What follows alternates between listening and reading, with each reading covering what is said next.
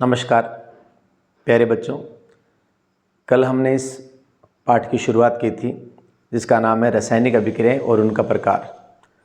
ये आपकी विज्ञान की किताब का पहला पाठ है। तो इसका पहला भाग देखने के लिए आपको कल का वीडियो देखना पड़ेगा, वो देखना ज़रूरी है। उसको देखे बिना आज का वीडियो समझ में नहीं आएगा। ये वैसा ही होगा कि बाहुबली 1 देखे बिना बाहुबली 2 देख लेना और बाद में यही सोचते रहोगे कटप्पा ने बाहुबली को क्यों मारा। तो आओ देख लेते हैं कि हमारे आज के अध्याय में हम लोग जो 15 मिनट का वीडियो है उसमें क्या पढ़ने वाले हैं। पहला क्वेश्चन है, समीकरणों से हमें क्या क्या जानकारी मिलती है। प्यारे बच्चों, मैंने आपको कल बताया कि किसी भी रासायनिक अभिक्रिया को जब आप सिंबल के माध्यम से या प्रतीक के माध्यम से लिखते हो तो उसको हम समीकरण कह देते हैं। किसी समीकरण से हमें जानकारियाँ क्या क्या मिलती हैं। देखिए, समीकरण के अंदर जो दो भाग होते हैं, तीर के निशान से पहले लिखे जाने वाले हमेशा क्रियाकारक कहलाते हैं, तीर के निशान के बाद आने वालों को उत्पाद कहते हैं। इसका मतलब है कि समीकरणों से हमें क्रियाकारक और उत्पाद का पता लग जाता है। इसके अलावा जो तीर का निशान है वो बड़ा कीमती है, बहुत काम की चीज़ है। उस तीर के निशान के ऊपर कई बार उत्प्रेरक यानी कि कैटलिस्ट लिखे जाते हैं। अब ये क्या बोला है बहुत सारे ऐसे रसायन हैं जो किसी रासायनिक अभिक्रिया में खुद भाग नहीं लेते, अपितु उस अभिक्रिया को या तो स्पीड को बढ़ा देते हैं या घटा देते हैं। ऐसे केमिकल्स को ही उत्प्रेरक कहा जाता है। तो उत्प्रेरक को अभिक्रिया के शामिल नहीं करके तीर के निशान के ऊपर या नीचे लिखा जा सकता है, तो हमें पता लग जाता है कि इस अभिक्रिया में ये उत्प्रेरक है। तदुपरांत रासायनिक अभिक्रिया के अंदर क्या तापमान है और क्या दाब है, यह सूचना भी तीर के निशान के ऊपर या नीचे लिखी जा सकती है। जैसे हमने यहाँ पर एक उदाहरण लिया है, ए और बी दो रसायन हैं। ये जेड उत्प्रेरक की उपस्थिति में क्रिया करते हैं। इनको गर्म करने के लिए 300 डिग्री का तापमान दिया गया है। या तो आप तापमान सीधा लिख सकते हैं, यदि आपको एग्जैक्ट तापमान नहीं याद है तो आप ऐसा त्रिभुज बना सकते हैं। यह भी इसकी पहचान है कि इसको गर्म किया गया है और इससे उत्पाद बने हैं सी और डी। तो इस तरीके से रासायनिक अभिक्रियाएं हमें उत्प्रेरक, तापमान, दाब, अभिकारक, उत्पाद या अभिक्रिया एक दिशा है या द्विदिशा है, इनके बारे में बताते हैं। अगला क्वेश्चन, रासायनिक अभिक्रियाओं के प्रकार समझाओ। अब ये हमारे पाठ का सबसे महत्वपूर्ण भाग है क्योंकि सबसे ज़्यादा सवाल इसी हिस्से में से आते हैं। रासायनिक अभिक्रियाओं के मोटा मोटे आपके इस पाठ में 10 प्रकार हैं। अच्छी बात यह है कि लगभग हर प्रकार एक जोड़े के अंदर है, यानी आपको दिन रात, माता पिता, भाई बहन एक बोलते तो दूसरा स्वतः याद आ जाता है। उसी तरीके से अगर आप एक बोलोगे तो दूसरा प्रकार भी अपने आप याद आ जाएगा। जैसे कि संयोजन, वियोजन, ऊष्माक्षेपी, ऊष्माशोषी, विस्थापन, द्विविस्थापन, उपचयन, अपचयन आदि आदि। तो इन सभी को जोड़े में पढ़ना है। अभी मैं आपको ब्रीफ में समझा देता हूँ, कल के वीडियो में अपन इनको और डिटेल में पढ़ेंगे। संयोजन का अर्थ होता है जुड़ना, योग होना। तो जब दो रसायन आपस में जुड़ करके एक उत्पाद बनाते हैं तो इसको संयोजन कहा जाता है। बड़ा आसान है। वियोजन का अर्थ है टूटना। तो जब एक क्रियाकारक टूट करके दो या दो से ज़्यादा उत्पाद बनाता है तो वो वियोजन कहलाता है। या वियोजन महत्वपूर्ण है क्योंकि वियोजन अलग अलग माध्यम से अलग अलग कारकों की उपस्थिति में होता है। यदि वियोजन ऊष्मा देकर करवाया गया है तो इसको ऊष्मीय वियोजन कहा जाएगा। यदि वियोजन सूरज की रोशनी में या किसी भी प्रकाश की उपस्थिति में करवाया गया तो इसको प्रकाशिक वियोजन कहेंगे। और वियोजन यदि बिजली, करंट या विद्युत की सहायता से किया गया तो इसको वैद्युत अपघटन कहेंगे। तो ये 3 तरह के अपघटन हैं। तो संयोजन समझ में आ गया, वियोजन समझ में आ गया। अगला है हमारा ऊष्माक्षेपी अभिक्रिया।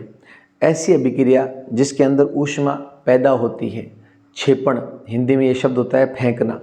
जैसे हम कई बार पढ़ते हैं आज भारत ने सैटेलाइट का प्रक्षेपण किया, तो यानी हमने किसी सैटेलाइट को आसमान में फेंका है। तो यदि किसी अभिक्रिया में ऊष्मा फेंकी जाती है, पैदा की जाती है, आसपास के पात्र गर्म हो जाता है, पूरा वातावरण गर्म हो जाता है, तो वह अभिक्रिया ऊष्माक्षेपी है। और मैंने आपको कल बताया था कि हमारे घर में जब रंगाई पुताई का काम होता है तो जो मिस्त्री भाई साहब हमारे पानी के अंदर सफ़ेद पाउडर मिलाते हैं, जिसको हम आम भाषा में कली कह देते हैं, और वैसे वो कैल्शियम ऑक्साइड है, तो वह भी एक ऊष्माक्षेपी अभिक्रिया है। अगला है ऊष्माशोषी। तो मैंने बताया जोड़े में है, ऊष्माक्षेपी का जस्ट उल्टा ऊष्माशोषी है।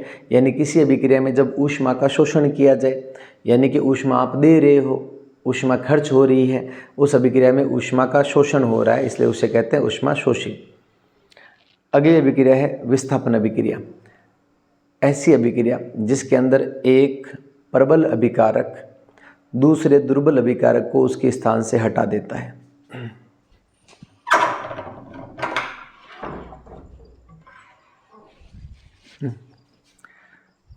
एक प्रबल अभिकारक दूसरे दुर्बल अभिकारक को उसके स्थान से हटा देता है, इसे ही विस्थापन कहा जाता है। नाम से पता लग रहा है किसी चीज़ को उसकी जगह से हटा देना, यही है विस्थापन।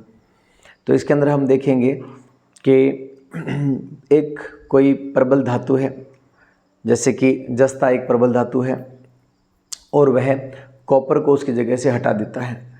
तो मेरे प्यारे बच्चों, ये महत्वपूर्ण अभिक्रिया है, ये बहुत ज़्यादा पूछी जाने वाली अभिक्रिया है। इसको एक सीरीज से याद किया जाता है। यहाँ पर क्रियाशीलता की सीरीज़ आपको याद करनी पड़ेगी, जिसके अंदर सभी धातुएं प्रबलता से लेकर के दुर्बलता के क्रम में सेट की गई है। जो धातु ऊपर होती है वो ज़्यादा प्रबल है, जो धातु नीचे है वो कमज़ोर है।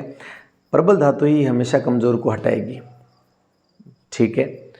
अगली अभिक्रिया है द्विविस्थापन। द्विविस्थापन का मतलब होता है दो चीज़ें एक दूसरे को हटा रही हैं।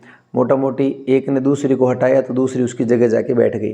तो द्विविस्थापन में ये अभिक्रिया होती है जिसके अंदर आयनों का आदान प्रदान होता है। मैं अभी आज खाली इनकी जो है वो परिभाषाओं की बात करूंगा, कल मैं आपको इनके उदाहरण सहित समझाऊंगा।